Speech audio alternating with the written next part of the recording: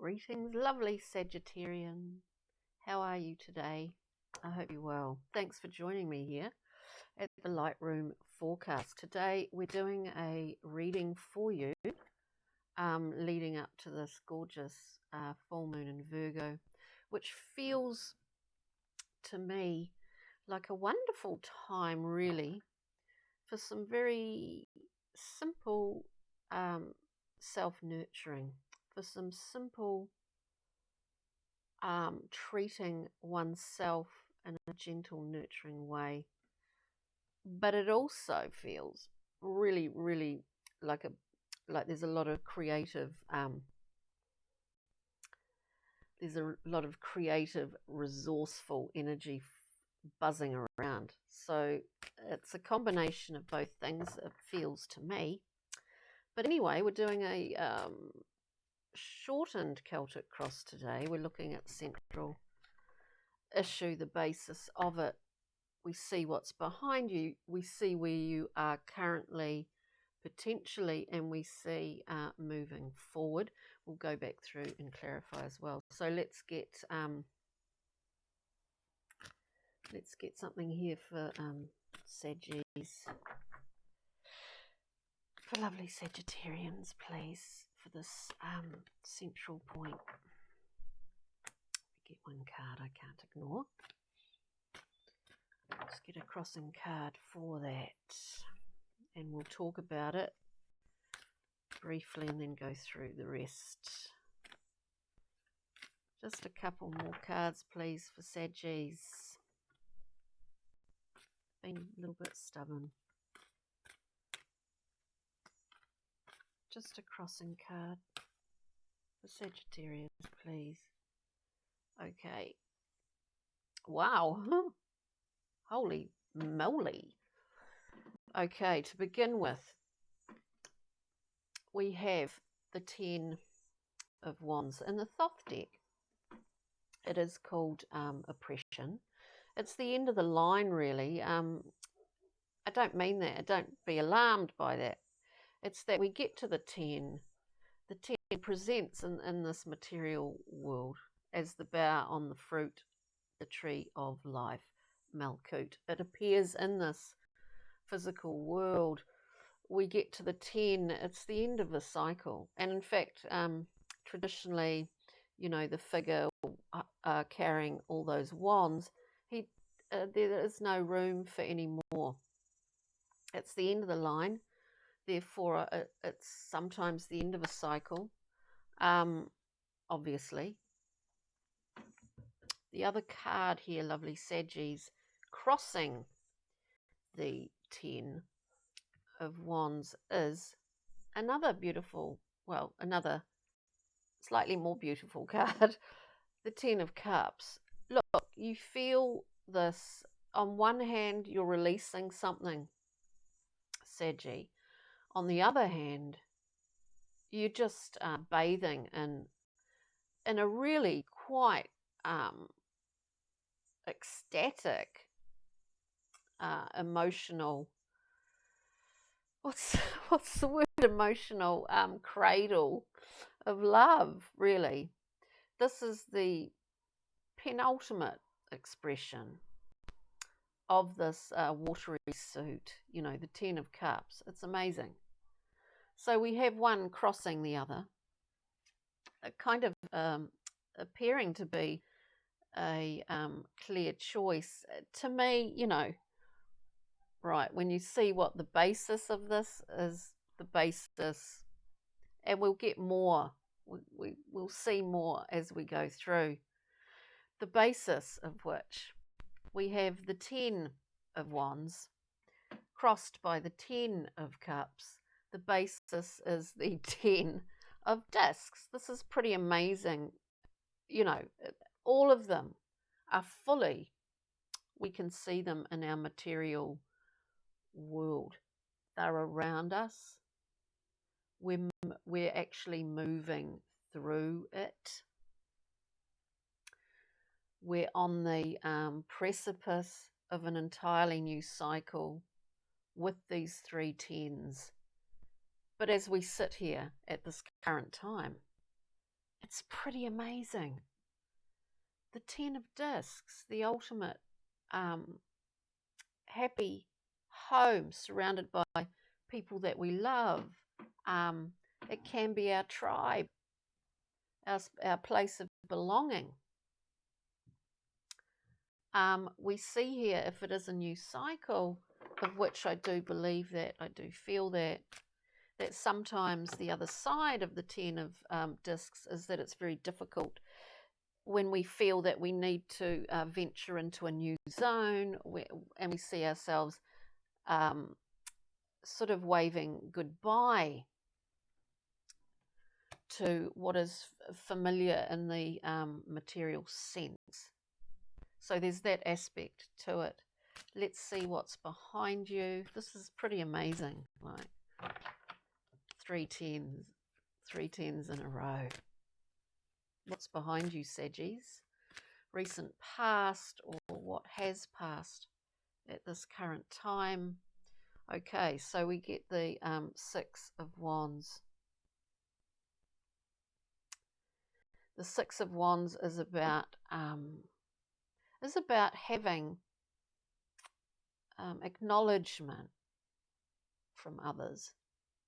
People see your value. The traditional knight coming home from the battle, you know, being thrown flowers and celebration, he's coming home. We've been seen, and probably continue to be seen. Adoration is a word that comes up because you have served others in this process as well. So I find that interesting. The Six of Wands is a beautiful card, and it's not as if you seek some validation for yourself from anywhere else, but you receive it. It is given freely to you because people see your integrity, see your value. It's amazing. It's like the king of the castle. That's what I hear. So what's in the current position? Can we have one card, please, for the current position for beautiful Saggies? Wow. Yeah. So we are, we know that somewhere within our world here, we are going to be entering a new cycle. We get the beautiful Queen of Clarity, precision, discernment, all of those wonderful crystal clear things as she sits above the clouds here with her one sword of truth, no mucking around. She knows exactly what she wants. Things are becoming very, very, very crystal clear. And she is a queen. She's not thrashing around with her sword. She's not expending unnecessary energy here. You know, precision of perspective is what I get with this, is that there's an objectivity that you have at the moment, Saggies, about where you're, where you're at. There's an objectivity about it, about the understanding of this journey, of this story. Where are we moving for the Saggies here today? Movement, too many cards. And then we'll clarify for you. It is incredible. I don't think I've ever had 3 tens come out in a row. Wow. If there was another word, amazing. I always use amazing. Now, moving forward. Look, this isn't a time, I just feel this in this reading, this isn't a time to be, yes, there is a distance because there needs to be. You need to be really objective. It's all about objectivity here. We're bolstered on by this in the recent past. We're elevated by this. We've seen our own value reflected off the faces of others. We've seen that. We've been, and we needed that bolstering, that confirmation, even though we didn't necessarily seek it out, because as a Sagittarian, I don't think you need validation from external factors all the time. I always think of Sagittarians being very secure in their selves. So we see there's a distance, there's an objectivity. There's an objectivity where the Queen sees her emotional and physical bounty. She sees it.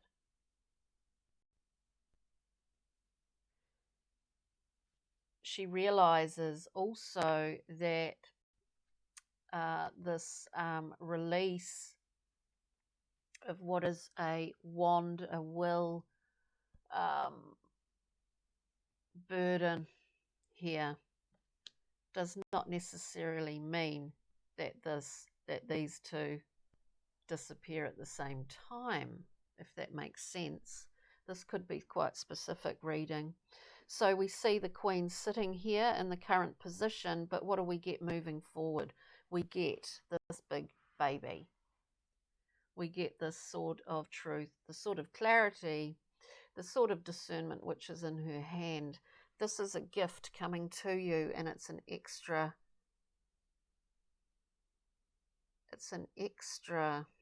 element in your process of moving forward, and what it will give you when you embody the Queen and you get this divine gift, because it is. But it's also new information coming through the crown. We see the sword piercing the heavens.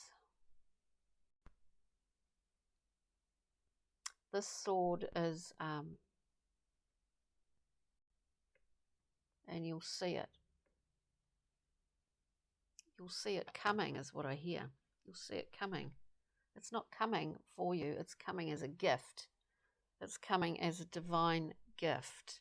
Let's get some clarity here, because we see you, Saggy, like really is that Queen of the Castle, King of the Castle feel to this.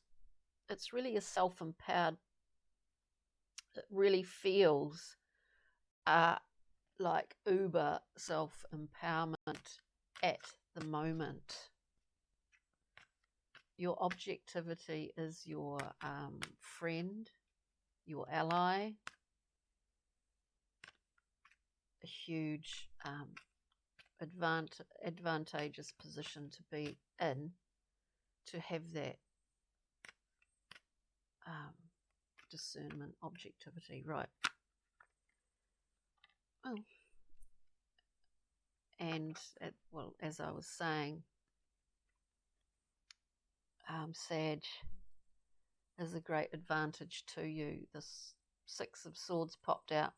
The card of moving to calmer waters. And moving. I mean, simplistically moving across water, travelling. But we're moving to a calmer port. And this discernment is your friend. Now let's look at, what should we look at? We've got the 10, we've got these 3 10s. We'll get a general overview of these initial, wow, 3 10s, right. Look, this was coming up in the Thoth deck. This card, this particular card was coming up a lot yesterday. Look, we get the 7 of Swords. Now, there's nothing to be alarmed about the 7 of Swords. I call it the backdoor man. Or woman, backdoor woman. Do we want to come to the front? Do we want to come into the front entrance and say, this is what I need? Or are we used to going around the back, being a little bit hesitant, sneaky, usually because of things that have happened in the past to us? This card always represents not someone doing something to you, but often you doing it to yourself. You know, I don't go with the, it can be theft, but it's actually something that you do to yourself, usually because of shame and humiliation from the past. Here we see it with the 3 tens. What was I going to say here? We actually don't even need this anymore. When we see the Queen and this Ace, the 7 of Swords, I always feel, is something that we do to ourselves. It's a mind card as well. Oh God, there was something else that was going on here in my mind. Anyway, so yeah, the 7, maybe we don't want to be in that mindset anymore. That's a burden. And it is a burden. So we don't need it. You know, there's a realization of that. There's a realization that we can bask in all this emotional bounty, in this material bounty. And with that, but with that, we don't need to carry this load, my friends. It's really interesting. All right, so let's, so we get that for here, there, for that central point. So we're looking at, wow, this amazing crystal clarity with this discernment and a level of distance.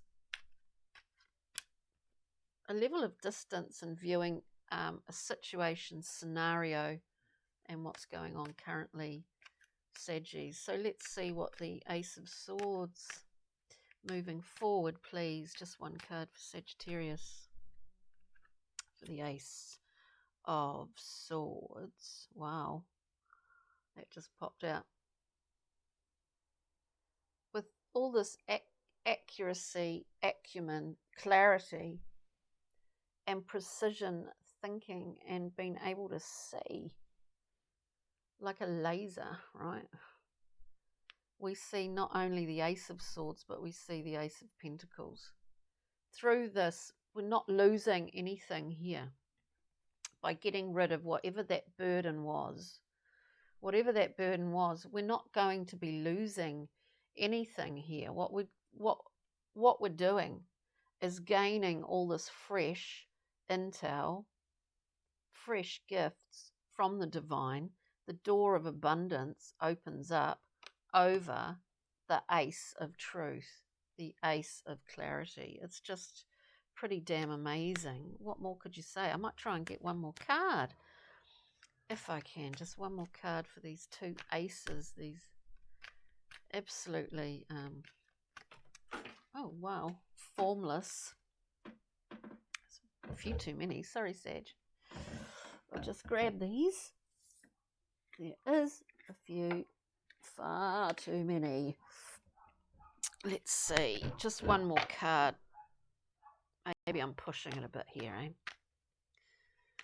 One more card for lovely Saggies, please. Just as an overview. Insight into these 2 beautiful aces. It's like doubling up, isn't it? We've tripled up originally, now we're doubling up. Just one card, please. Right. Okay, we actually have 3 cards here. You know, the 8 of Swords fell out as we were shuffling. Of course, without alarming, it is the card, obviously, of self-limitation. In our mind, we feel that we're bound by many things. Many things are restricting us. But in fact, in reality, we're not. We can focus on those things that we think are binding us, are restricting us, are stopping us, but, you know, it's not even a Houdini act here. You know what I mean? Like, we're not chained up. We're not bound at all. I think you're getting a realization. You understand this. You understand that. I think this central point is quite revealing in terms of the burden that is being released with these 2 cards. It couldn't be really any clearer. But this I like. So for the 2 aces, moving forward, honestly, how much better could it get? The Sword of Clarity, the door of abundance opening right in front of you. And you are moving towards it. You're moving right now because of the choices that you've made. The 2 cards that we get here for these 2 aces, to clarify them, we get the High Priestess and the Page of Cups. Somewhere here, there is an emotional offering of sorts. It is an adolescent, small offering, but nevertheless, it is an offering of an emotional gift. This could be someone in your life. It could be aspects of yourself, in fact. It could be aspects of yourself in relation to someone else and what you're prepared to give. It's a small offering. More importantly here is the High Priestess. So with this Sword of Clarity, this door of abundance, this Ace of Discs, part of it is that there's a room, there's space that's been opened up for you. There's space opened up in your mind. There's space opening up in your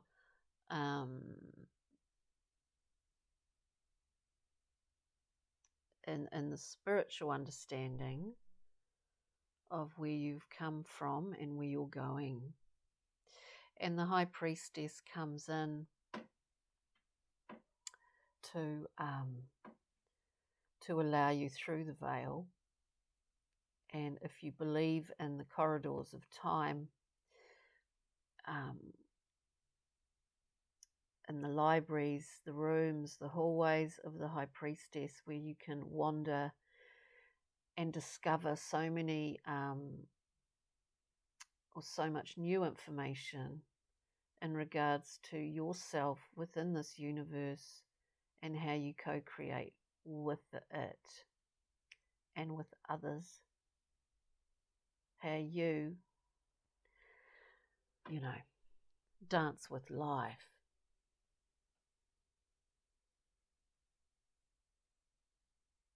We're invited into this mansion of sorts to discover what needs to be discovered at any given time.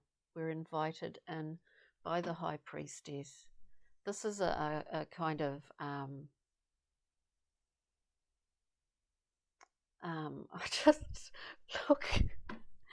I just hear, it's kind of like a baptism of sorts. I don't know why I'm hearing that, but I think there's probably a better way of putting it, but I just can't find the word. It's a life. It's kind of a life-changing moment in the way that it's a complete new beginning with new information discovered in the library of the High Priestess, which is a part of you. So it's really quite amazing. It's very intense reading. There's a huge level of objectivity about this, about seeing things very clearly for yourselves, Sagittarius. So I find that really interesting. Anyway, I've waffled on a bit. Let's get a journey map card just to top it off, and then we'll get a Brian Froud. Excuse me. Fairy card. Today. What will the journey map? Aha. Yes, indeedy. 2 cards. In fact, couldn't be clearer. Could not be clearer, dear Saggies. First card, we get the Compass Mistress. This is about those times. This card speaks of those times when we've really, we've kind of almost, it's like being in the center of a compass. We can't, we somehow have lost our ability to orientate ourselves. And we see in this card there's a little figure up on a pole. But as we see written above this card, it is okay. It's for a short period of time. Sometimes we lose our direction. Sometimes we really feel disorientated. We feel like we're entering a place that we don't understand which way is up and which way is down, left, right. We're not sure where north is. But with this Compass Mistress, it comes to tell us and show us that it's okay. It's just for a time. With that, we get the Key Keeper. We see the keys to the energy centers in our body. She, like the High Priestess, shows us the door, gives us a key, and allows us to wander through the passageways of this beautiful internal mansion that is yours and that is connected to the universe that we live in. So it's all, I mean, this is all quite cosmic feel to it, cosmic at a distance, or a cosmic viewpoint. There's a big distance here. There's a big, well, there's a large level of objectivity, which is what I've been going on about. I wish I had a different word. So the Key Keeper is all about that, very similar to, in some ways, to the Hierophant, but leaning more towards the High Priestess. This indicates, when we get to this point, that we've worked for this. We've been working at this for years, in fact. Now let's get a little pixie and fairy card for a bit of a light touch at the end of this intense, what appears to be a beautiful yet intense reading. Saggies. Just one little card to top it all off. To top it all off. Too many. Just one card, please.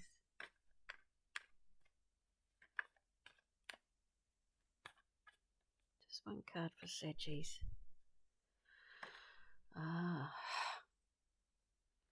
Okay. Where are we? Managed to get one come out. We get Indy. Cute little fellow. It's a card of balance, but it is a card of making decisions also, a card of choice, a card of sometimes, because one aspect obviously of choice is indecision. We're weighing things up here.